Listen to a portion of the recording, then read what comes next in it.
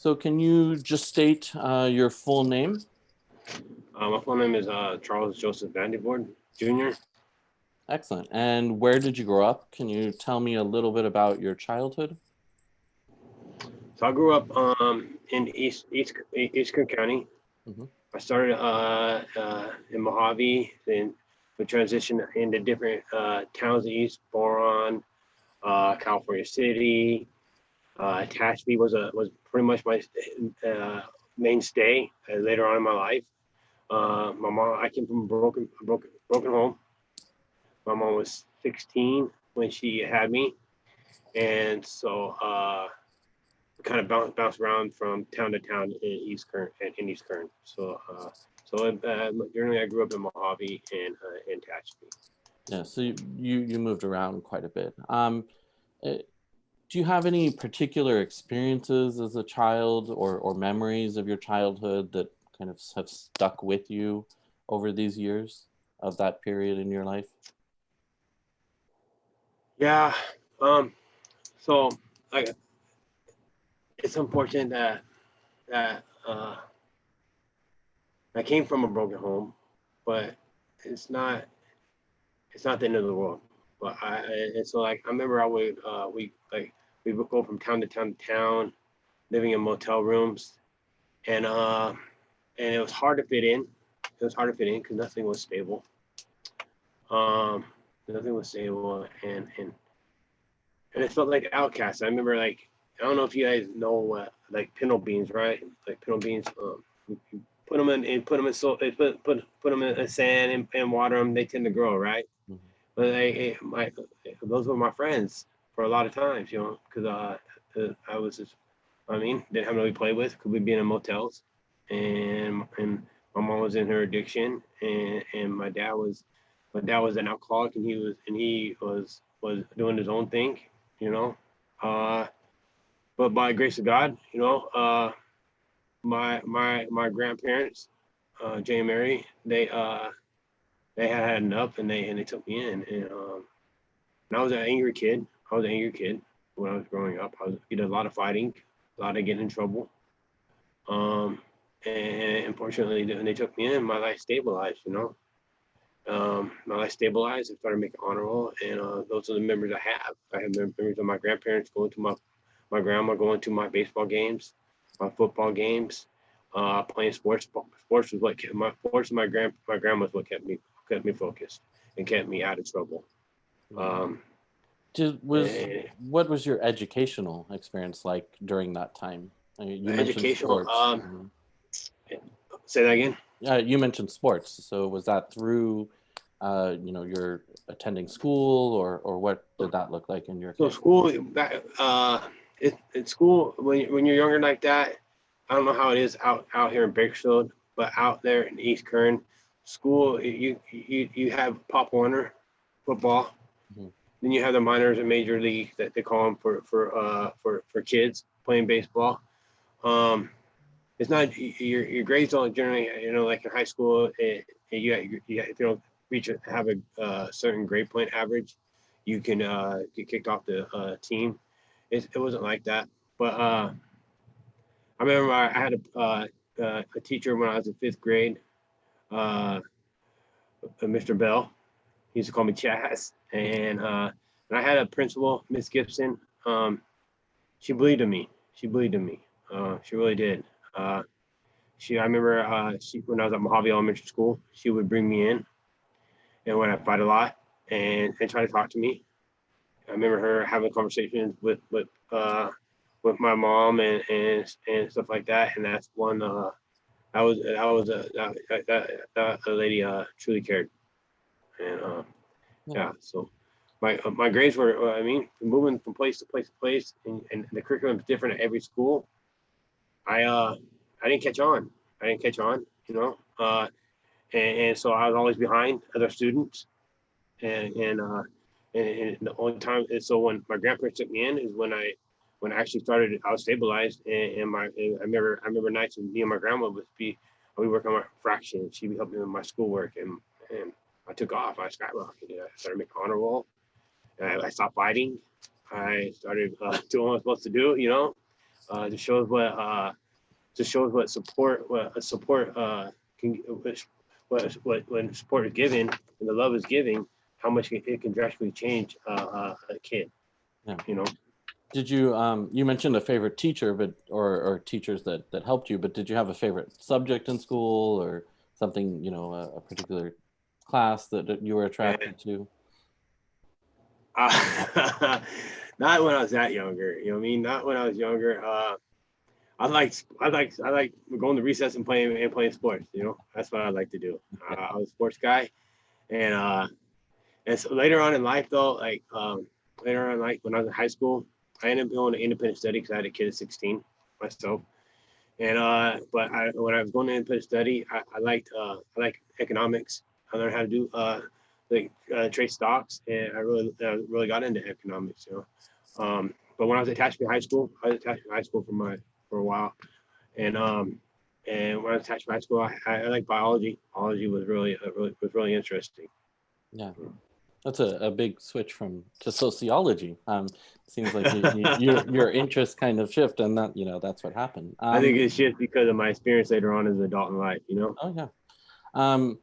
Looking back onto your childhood, do you think that your experiences in education, you know, from being a very young child to high school, shaped in any way your experience and pathway to incarceration?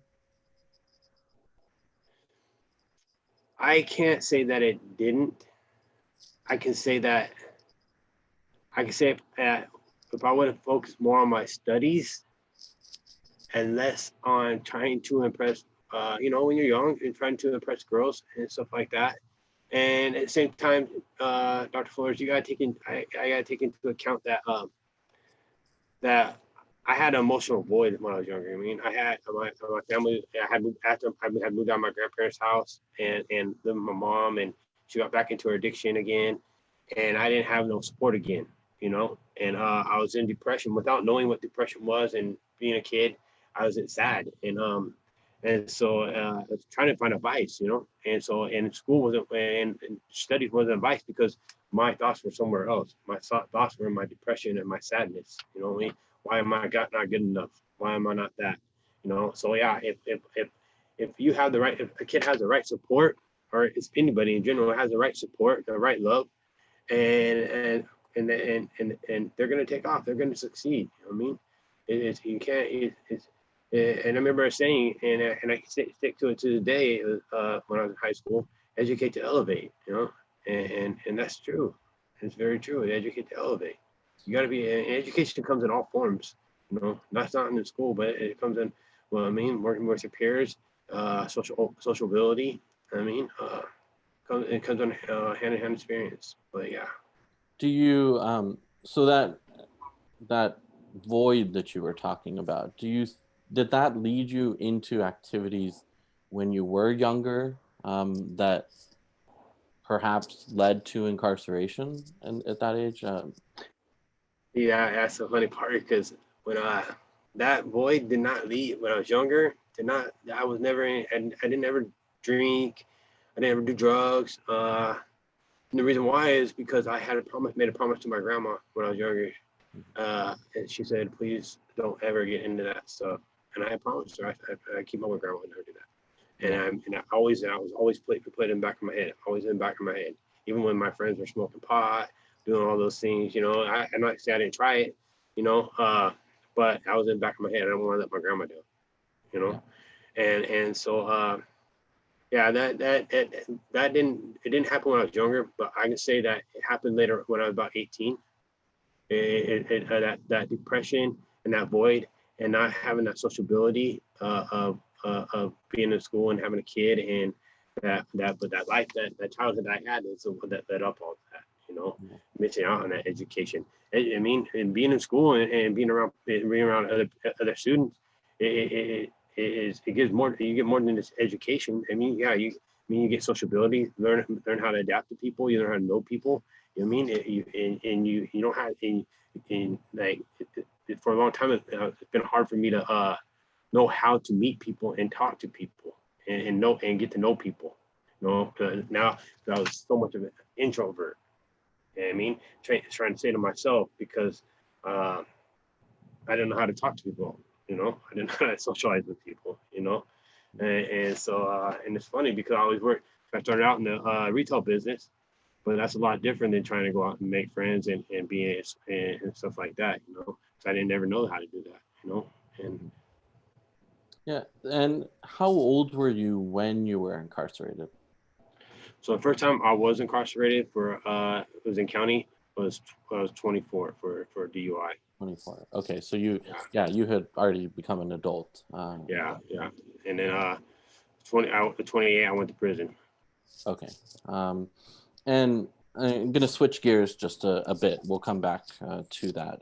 But on what CSU campus did you study, or are you thinking of going back to studying? So I did study at the great Cal State University Bakersfield.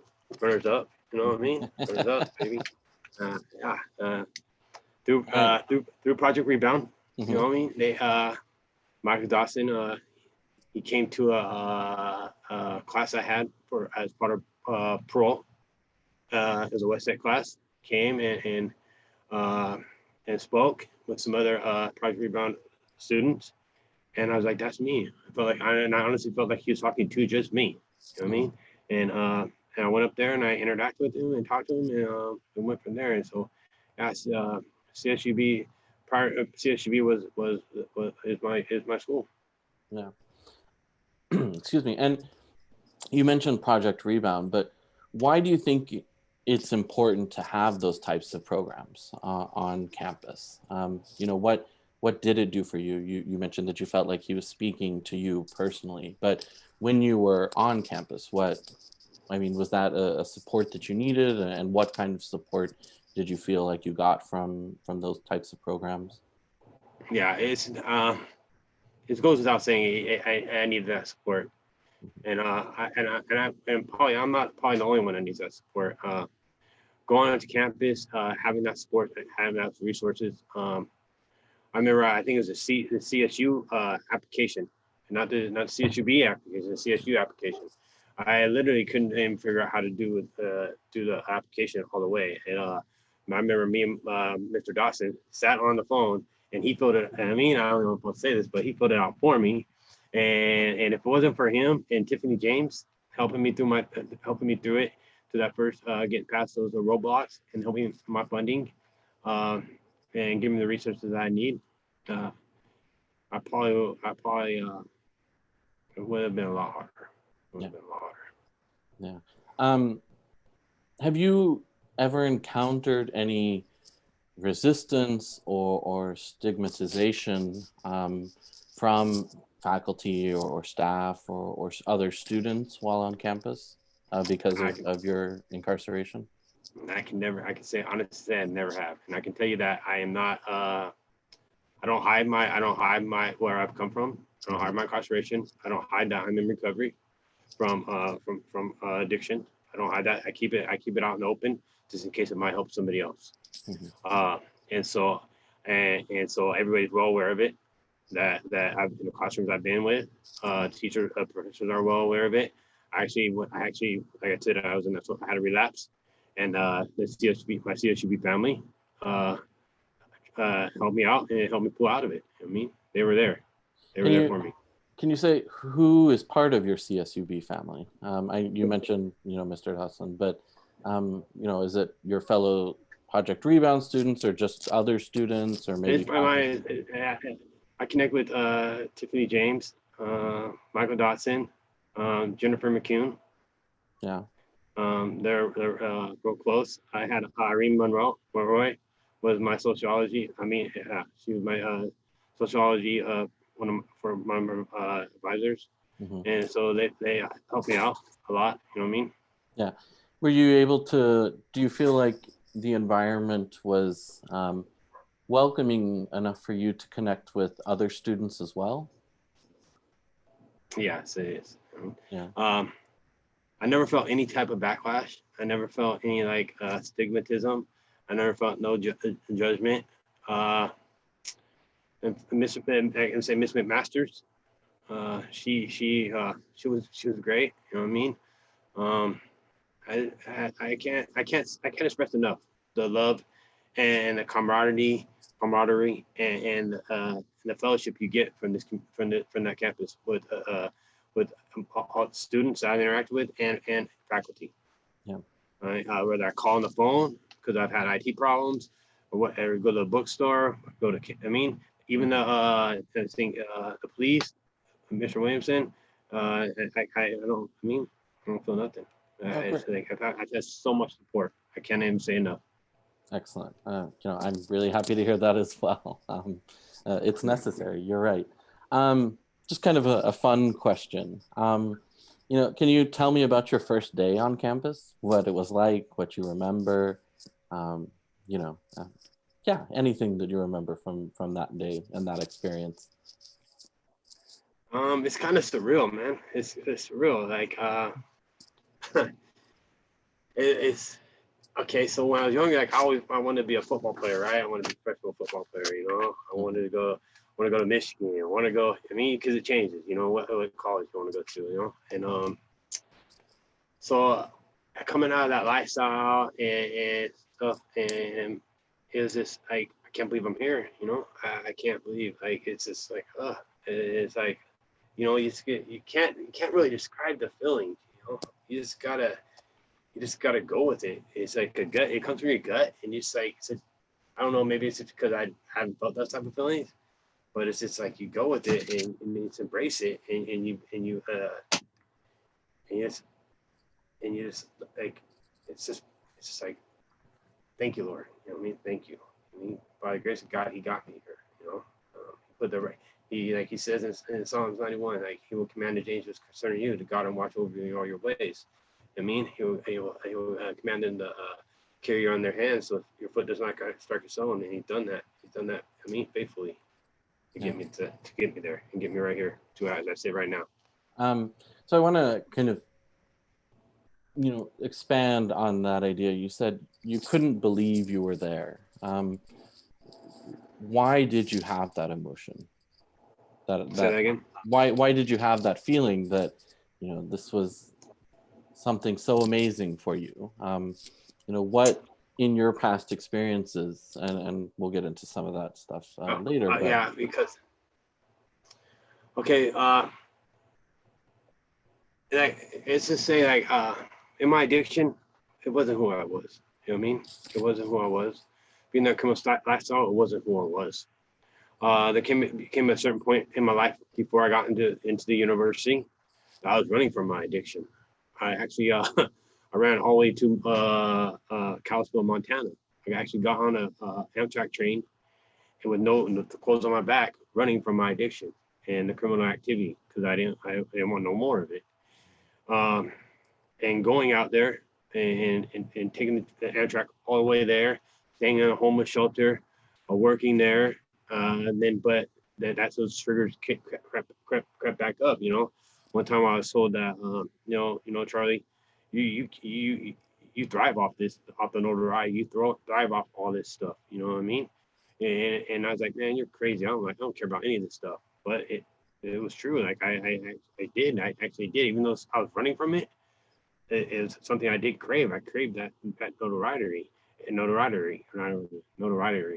But it's something that I've had to, and that's something else that I've had to recover from, is humbling myself and knowing that that's not to get past that. So when I got out on a case, and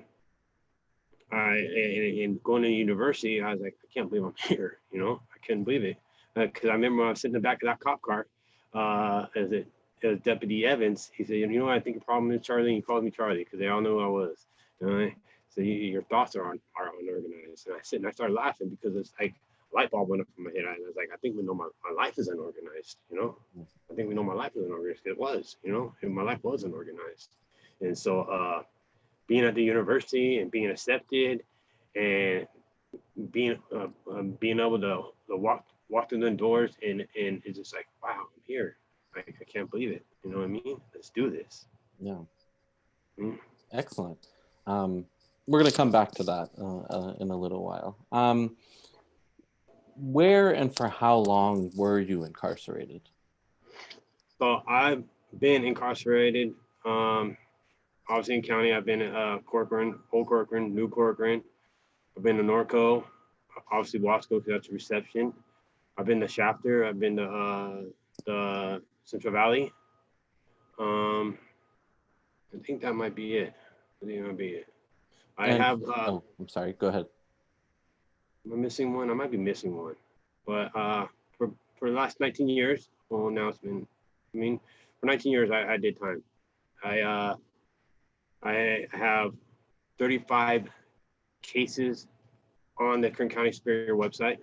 That's just cases, not parole violations. That's not probation violations, going to get incarcerated. That's just cases, It's not something that I glorify, but it's something that but I can sit here now and glorify that you can change, you can make a difference. And your past doesn't have to hang over your head. Mm-hmm. You can grow from it and learn from it, and you can help other people. That's what I do glorify. So I want to talk about your experiences while you were incarcerated, and particularly related to your educational experiences while you were incarcerated. Was higher education or courses, were they available while you were in prison? So yeah, they were available, but it was so hard to get to them because of the funding. Mm-hmm. You didn't have. So when I first started out in prison in 2006, they were there. The satellite courses were there, but nobody. You didn't have the counselors. You didn't have the advisors. You didn't have Project Rebound to help to tell you, hey, this is what you got to do. This is what you got to do. You got to do this. You got to do that. And a lot of people that are in prison, a lot of us don't have that family environment to help us. You know what I mean? We don't have that family structure that we reach out to, write a letter to, or call and ask them to help us. And so like it was there, but there was obstacles to how to get there. And like, it seemed like there was lots of obstacles that didn't want to get knocked down. The only time that did change for me was when I was at the chapter CCF and MCCF. That changed for me. We had a teacher there. I forget his name, his instructor, but he got me my funding for FAFSA, and I did a welding technology course, a health course, and one other course through Palo Verde Community College in Black, California. But yeah. So they existed. There just wasn't a lot of support. There's not a lot of support. There wasn't when I there wasn't. Do you think that had? Were there people who were able to take advantage of what was there? And if so, do you remember or have any memories of how they were able to do that? Okay, so let's keep the chapter facility out of this. All the other facilities, if people were going to school, it's because they had family members that could write FAFSA or do their application for them or send them in the material of how to do it. You gotta and so that was the resources how they were able to, how I seen that, how they were doing it. Mm-hmm. But I also saw that when like they talk different when they're doing their education. They're talking different. Their mindset was different. They had plans and goals when they got out of what they're going to do and where they're going to go, not just back to the street, not go back to the homie's house or the homeboy's house, or and not only that, they had that education behind them to help them get there. Mm-hmm. And now a chapter, the resources are there. We had the instructor, we had the facility that actually, that's what they advocated for you to get your education. And when do you remember first becoming interested in higher education while you were incarcerated, or had you always been interested? I didn't become interested in when the first time in 2006 when I was at Corcoran, mm-hmm. but I didn't have the resources to attain it. And after that, it kind of just went through my head. It kind of just, and then when I got the chapter and I seen that it was there for us, the resources were there for it, I utilized them. And I truly believe that's with everybody in incarcerated. The resources are there for us. We're going to utilize that. But I mean, and why not?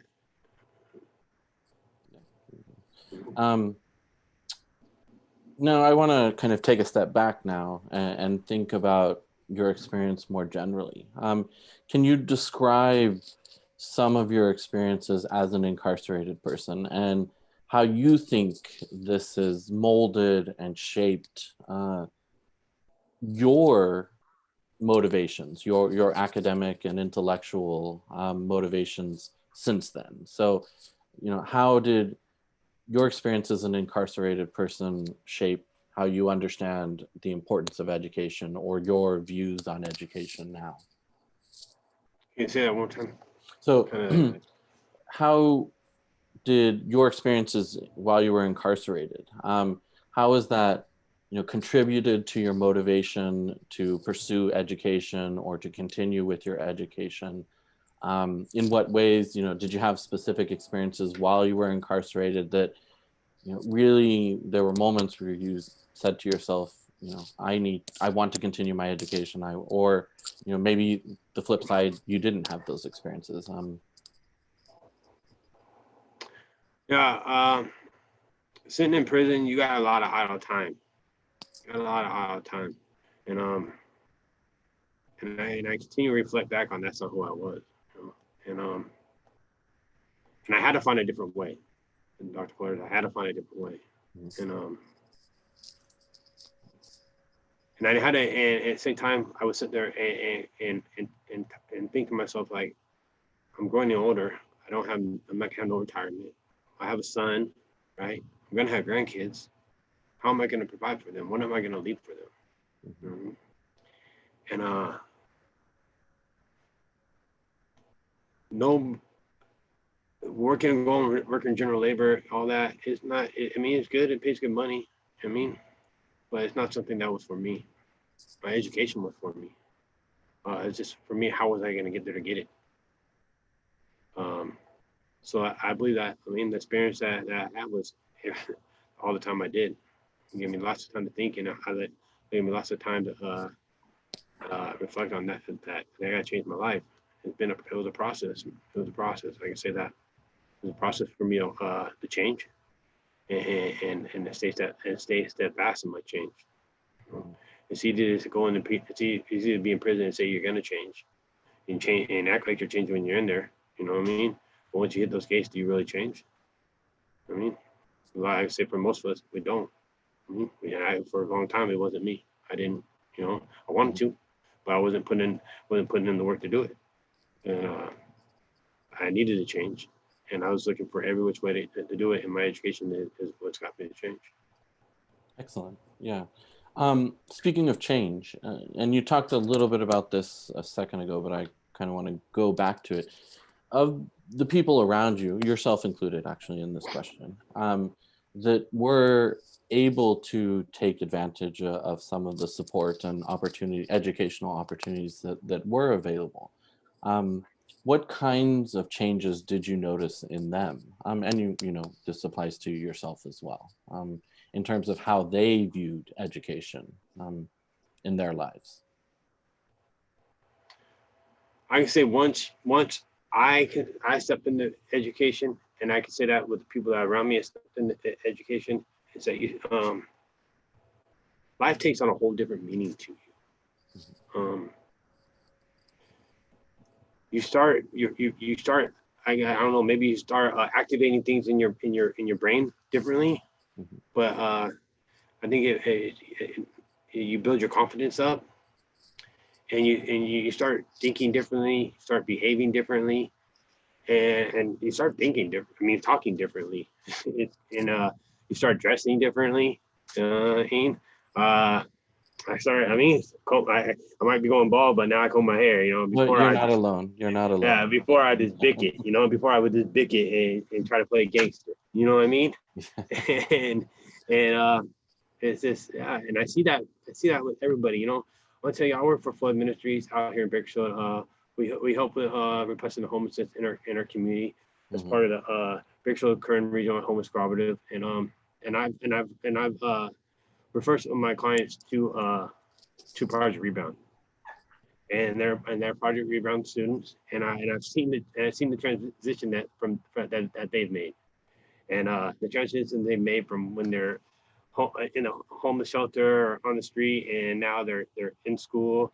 It just takes a different, it makes people have a different outlook in life, and it gives people hope, and it gives people a chance, you know, because I mean, and here's the truth of it. In life, it doesn't matter who we are. We're only choices and motivations away from being that other person. Yeah. Our choices and motivation are what's gonna.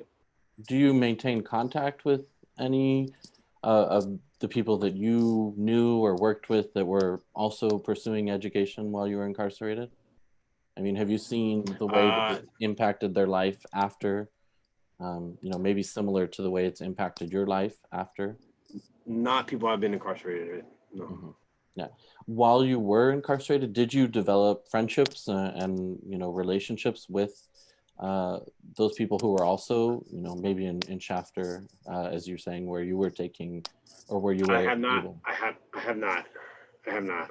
But I mean, while you were incarcerated, did you develop any relationships or friendships with other when students? I was in there with people?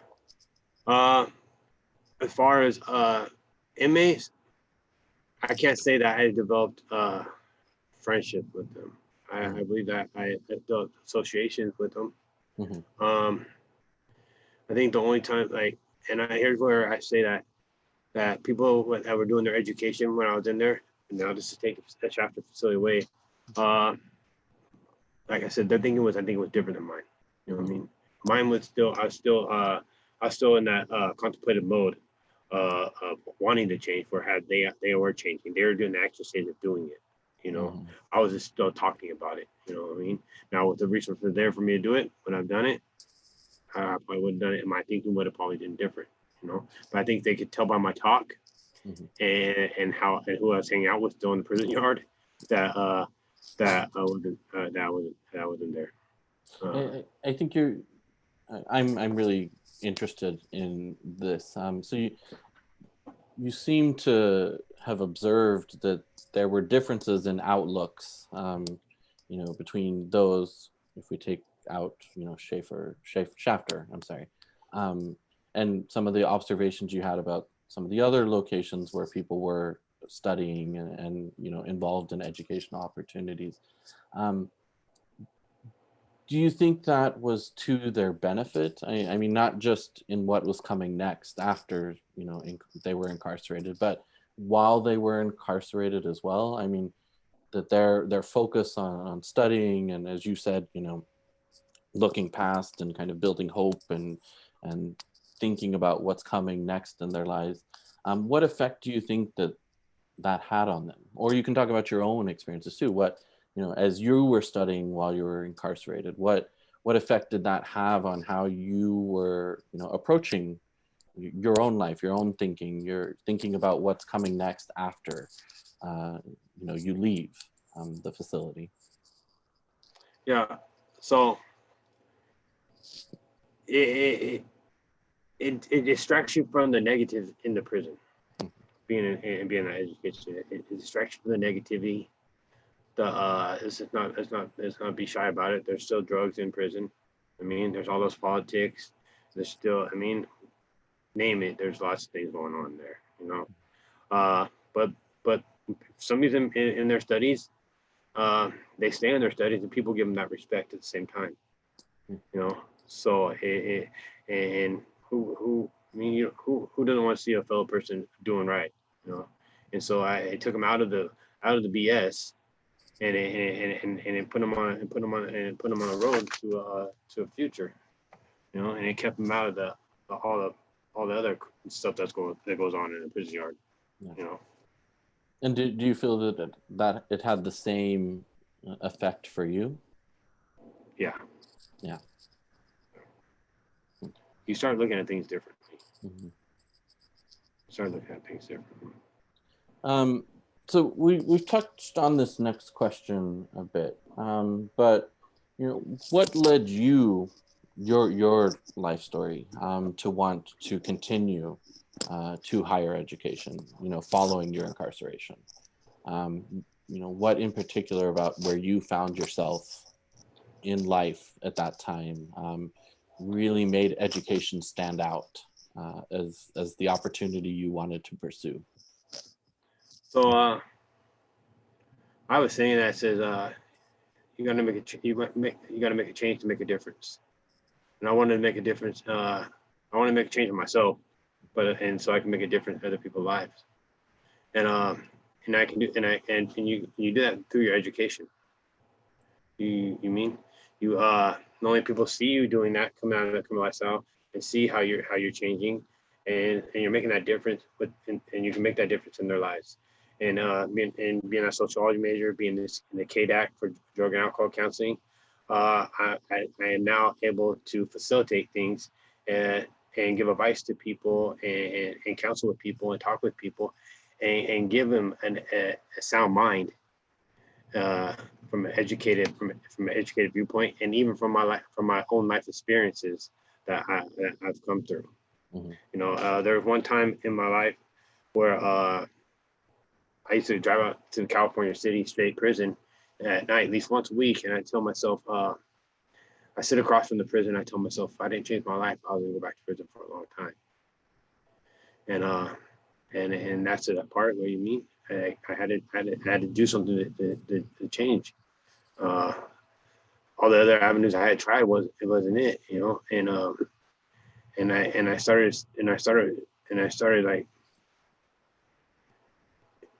I started picking up trash around my neighborhood. I started picking up trash in the parks to try to change, give back to my community.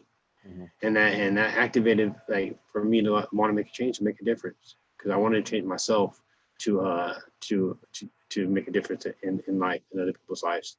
And I do that with my sociology major. I do that with my CADAC. I do that every day when I go into this community, and I have the education of my past, and I have the education of school, the higher education. And what's motivating your desire to have that impact? You said something earlier that really kind of has stuck with me, that you can talk about it, but you have to do it. And you keep describing you're actually doing it. And I in all aspects, you went to school, you're working with the community, you're giving back. But what's the motivation behind that for you? The motivation behind that for me, and it's going to sound, I know it's not going to sound weird to you, but it might sound weird to them. It's seeing the light shining into the person's darkness. When you and you encounter people and they're suffering, you know what I mean? Because I've been there. I've lived in the darkness. They're suffering, and you see that light just pop on in their eyes, or you see that smile radiate, and that smile and you see the difference from a smile that's on your face, the smile that comes from the heart that leads to the face. But when you can see the light just pop on in a person's eyes, and it comes out of that darkness, it's what drives me. It's what drives me. It gives me a incentive to continue to improve on myself, and continue to work hard trying to find other avenues to help other people. And do you think that drive that you describe is based on or rooted in your particular experiences, including incarceration? Yeah, it is rooted in that, and I think it started with my grandma. She didn't give up on me. She never given up on me, and I get that from her. I get that from her, and a lot of how I am came from her. How I behave now, and how I have that empathy and I have that compassion for others, and I got that from her. And when I be in prison, like I said, that wasn't when I was doing that, not who I was. I was playing somebody else. I told myself I was going through a midlife crisis. And part of me was that I was trying to fill a void I was trying to fill a void from depression, that loneliness that led to an addiction, and then led to me trying to fit in with people that I shouldn't have been trying to fit in with. Mm-hmm. And so it being there and just trying to invoke opportunity in others, for others. Excellent. Do you think that choosing higher education, or choosing, I should say, choosing higher education, did it have an impact on your parole or probation post-release? Okay, so I don't know if it had an impact. It hasn't got me off any earlier. But I can say that I've had tremendous support from Kern County Sheriff's Department, because they seen the change in me. They seen the changes I've made. Probation, local law enforcement, they seen the change that I made. And so I don't know about if it's got me up earlier, but I can tell you that it has opened doors for me that wouldn't have been open before. They've opened doors for me along with CSUB that wouldn't have been open before. I can say that. So getting that higher education and it opens doors for you that you would never thought would have been open. I'll say this right now. I just got hired on at Tashby State Prison as a drug and alcohol counselor. Excellent. Through the Amity Foundation. I am supposed to start on the 12th, and I'm still on felony probation, mind you. And I still passed my background check. I couldn't have done that without the grace of God and with the support of the law of Kern County Sheriff's Department and other people in local law enforcement and CSUB that have advocated for me to show that I have changed and I deserve those opportunities. Yeah. And then I'm not the only one that deserves these opportunities. Other people that will get those opportunities too when you put in the work to do it. Well, let me congratulate you first off. Excellent news. Well, let me go back to this. So when that happened right now, Dr. Florez, is that when I turned in my 2-week notice with Flood, they came out to me with a counter offer now to be a program manager at a facility that we're opening in Arvin. And that's like, man, I've written some papers about it, and because I experienced my own homelessness because of my addictions and everything like that. And they're letting me put me on salary. And they're allowing me to intern with Project Rebound to get my hours for my full core functions hours. And so I'm gonna go ahead and stay with Flood, and I'm gonna take the opportunity and move forward. So I'm gonna have to turn down the Amity. I'm gonna have to call. I'm gonna forward a letter to him on Monday and call him and let him know that I appreciate the opportunity, but I'm just gonna stick with Flood. Well, still, double congratulations. Thank you, sir. Having all these opportunities. Thank you. I couldn't have done it without higher education and without the grace of the Lord and my CSUB family and this community. I mean, I don't take no credit for myself in this. I couldn't have done this by myself at all. Well, you should take some credit. I take some credit, but I can't take it all, But that actually leads me to my next question: is kind of what advice do you have, or do you think incarcerated and formerly incarcerated people, should consider higher education, and why? As someone who's come out of that, and you have all these great opportunities now, and you just said in part it was related. How would you counsel or give advice or describe the process to other incarcerated or formerly incarcerated people?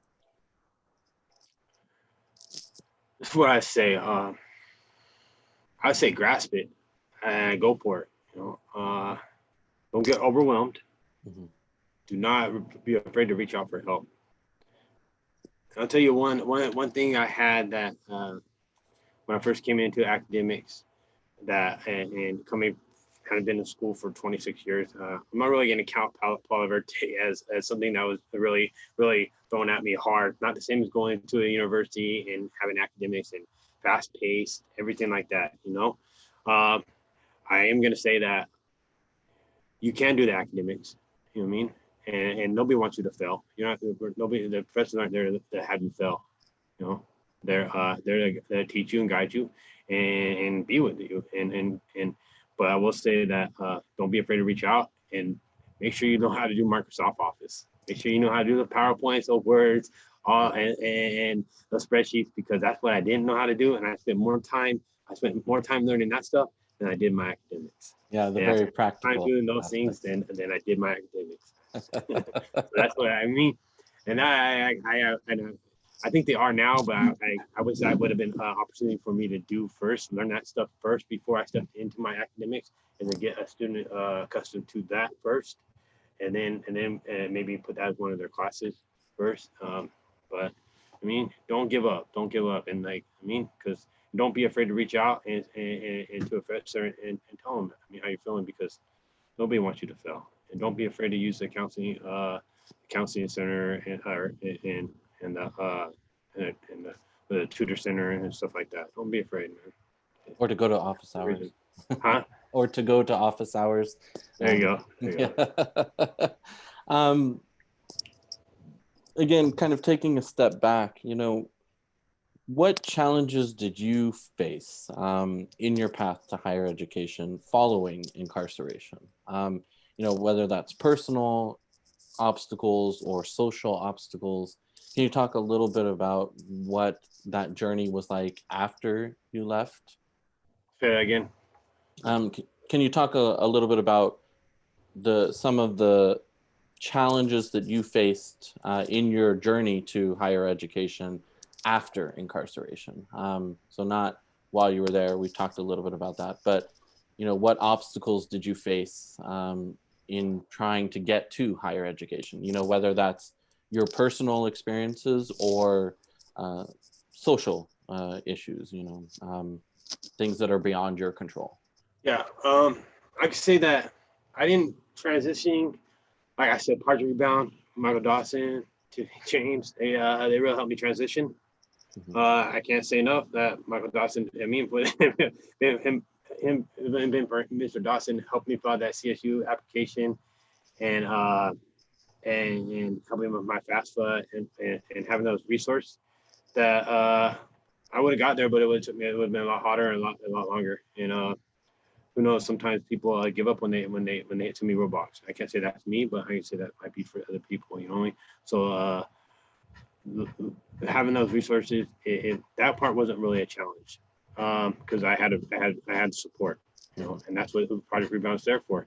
That's what CSUB community is there for. To help each other. Mm-hmm.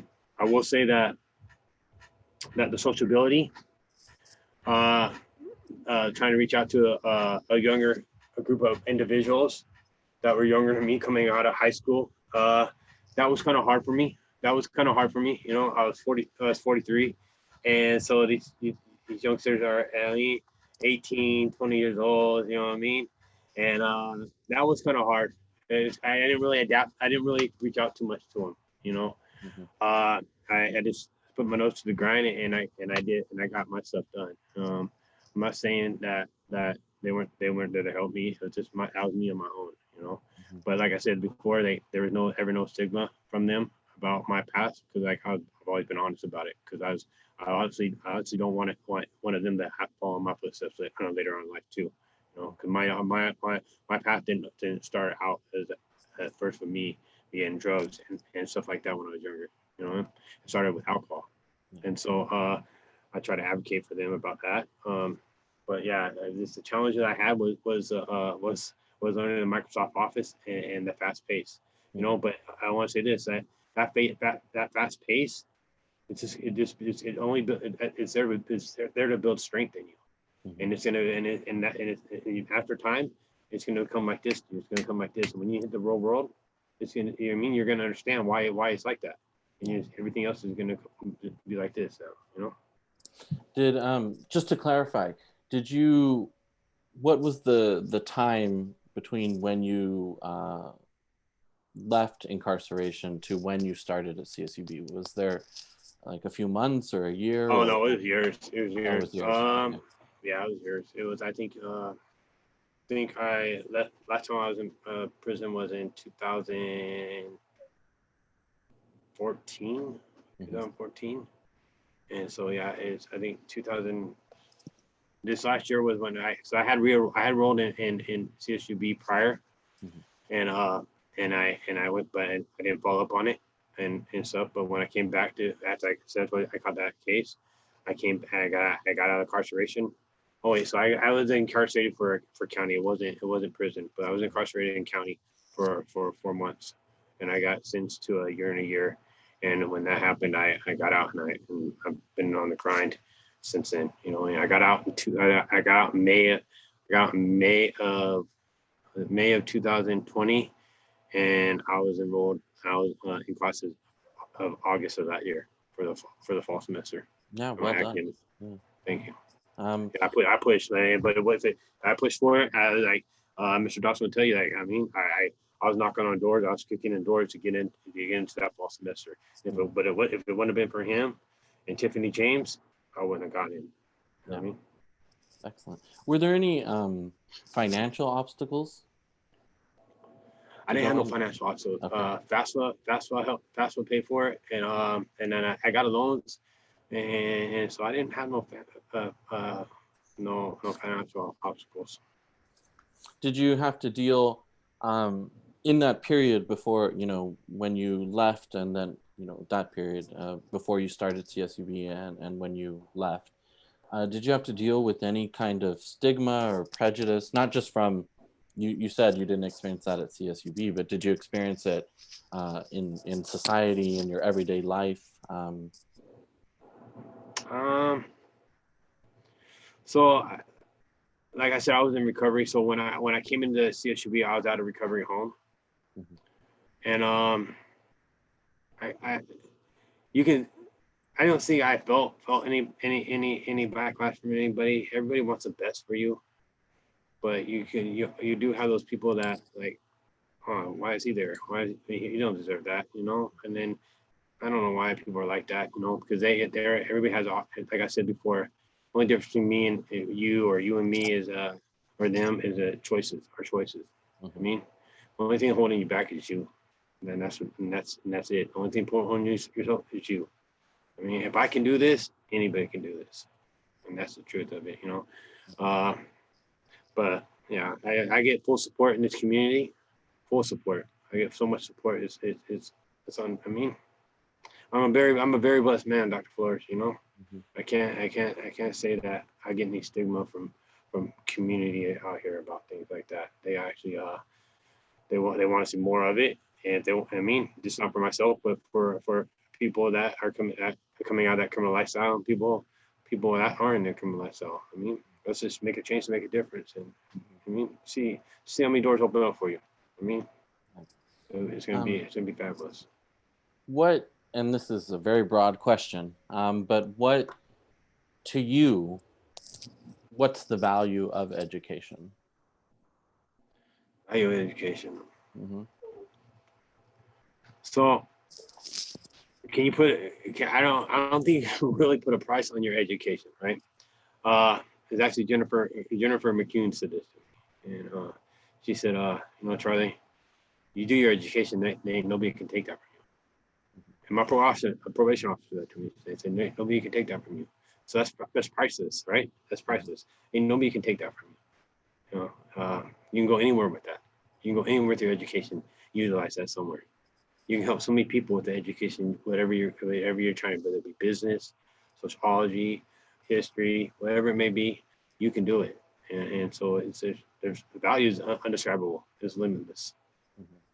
Do you feel like it's impact your educational journey and your values toward education? Do you think that that's impacted your family and your community? I don't think I know it has. I know it's impacted my family. Mm-hmm. I know it's been impacting my community, and I say that because and I say this even with that, like my doubters, right? I even say that people when I came in, my doubters and stuff like. I see them now. I see them following my example, right? Following my example, and so I smile because you were doubting me before, but now you're doing my example. So what does that say? That means that you're helping people. As long as you're helping people, who's benefiting? The people that we're helping. It's not about me. It's not about them. It's about the people we're helping. It's about, I mean, bring that light into other people's darkness. Yeah. And so I can say that, yeah. Are there any specific ways you think it's impacted your family, for example? I mean, you mentioned your daughters and following your example. I say it again because you cut out. Oh, I'm sorry. I think it's my microphone. Are there any specific ways that it's impacted your family? You mentioned your daughters and them following in your footsteps. Oh, my son and my granddaughters. I'm sorry. Your son and your granddaughters. Yeah. Yeah. Has it impacted your son? Specifically, yeah, because doing my past lifestyle, my son and my daughter-in-law, they wanted to see a change in me before they allow me back into their lives, and they're still a little standoffish. It takes some time to repair the damage I've done.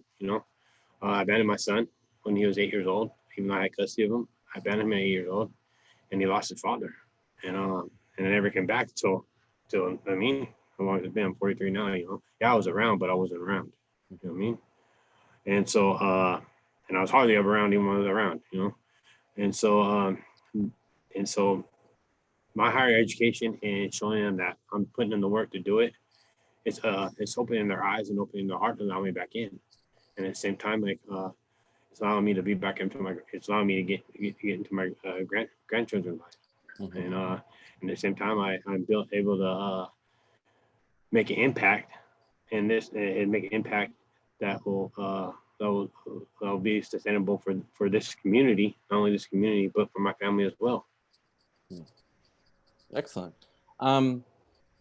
Switching gears again, what unique skills or knowledge do you feel that you bring to CSUB and your interactions with other students and the staff and the faculty as well, because you have knowledge that not everyone has, you have experiences that not everyone has, and how do you think that you're bringing that? What kind of knowledge are you bringing? I think I don't know if I'll say so. It's the knowledge. I say knowledge, but I say it's about life lessons. Let's say life lessons. You know what I mean? I've learned some life lessons by my choices, and so being in those classrooms and being around those my peers that are quite a bit younger than me, I can speak to them and show them that that watch what you do, watch what you make, watch the choices you make, and I can and having that knowledge or those life lessons can speak to them and like talk is cheap, right? Talk is cheap, but when you're actually living the life and you're doing the thing and people see that like they do, they see that what I'm saying is the truth, and they take it with they don't take it with a grain of salt. They take it with as solid food, and I hope one of these days that if any one of them are in a situation or going through a hard time, that my voice will trigger in their head, you know what I mean? And my advice I gave them will pop up, and they utilize that, and they'll utilize that. You know what I mean? I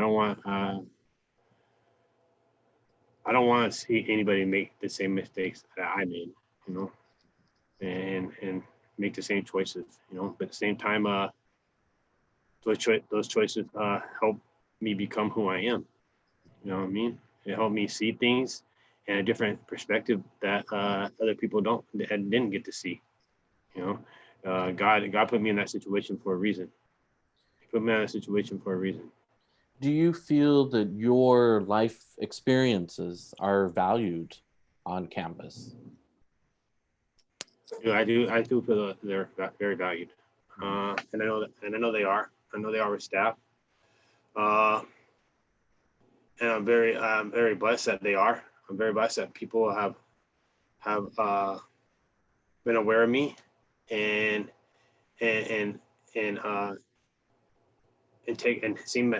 are interested in how my past was and how far I've come.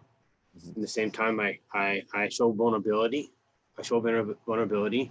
I have empathy towards others, and so I let everything play out.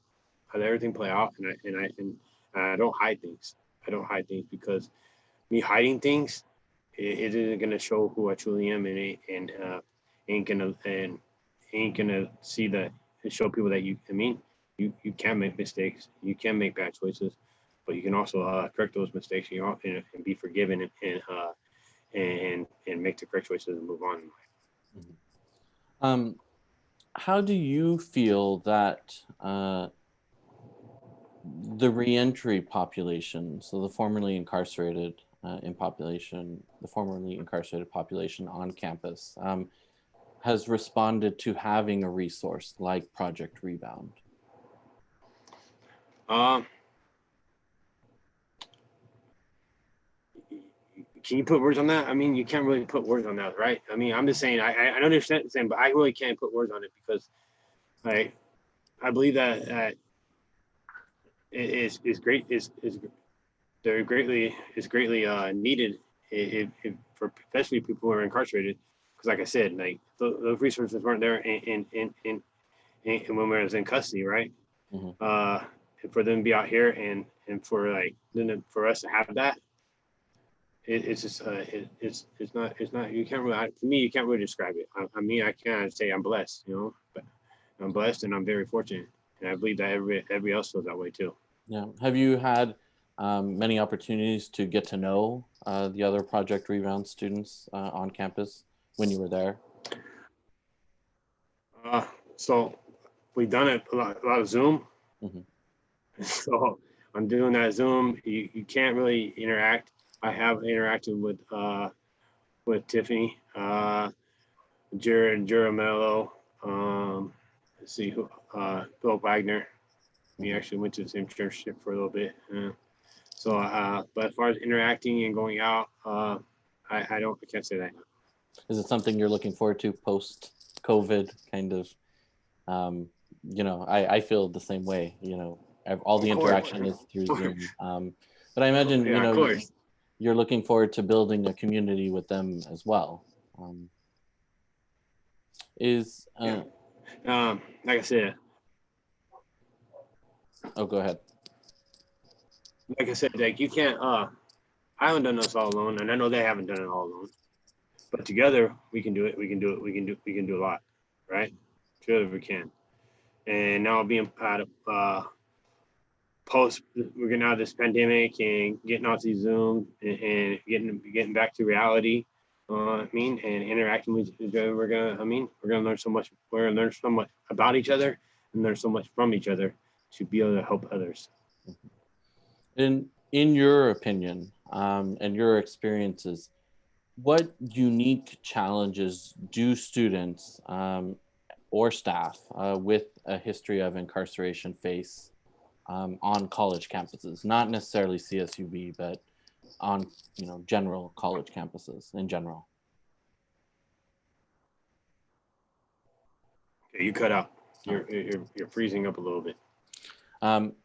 What, in your experience, what unique challenges do students and staff that are formerly incarcerated, what challenges do they face on college campuses? That formerly incarcerated? Mm-hmm. Dr. Floyd, I can't say that